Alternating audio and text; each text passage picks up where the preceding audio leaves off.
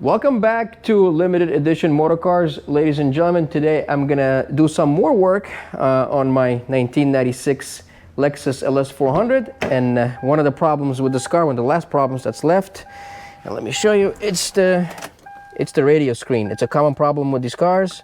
If you turn on the radio, as you can see, the radio works. You can change stations or whatever, you can program everything, but the screen is out, and it's a common problem with these cars because they're just getting old. So what I did is I purchased a couple of used units on eBay, and they're all crap, even though I specifically asked the seller, hey, does the screen work? I need the screen.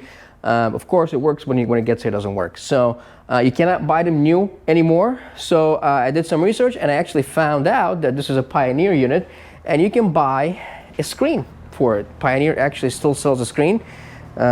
Here's a brand new one. It comes with the ribbon cable. You can buy it without the ribbon cable, but it's gonna be a pain in the ass. You don't want to deal with that. So this was not cheap. This was almost 300 bucks.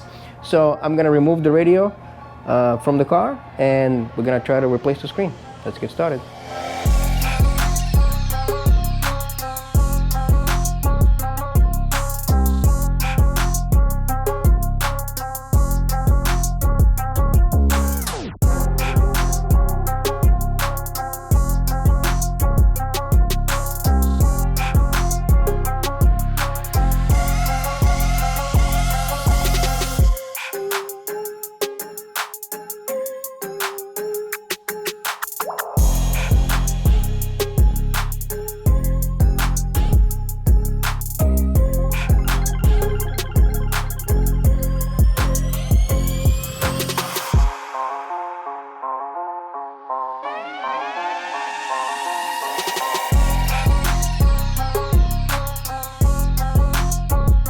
Well, ladies and gentlemen, I took the face off the radio. So, and you don't have to disassemble the whole thing. It looks like it just held by two little Phillips screws. Let's see if I'm successful.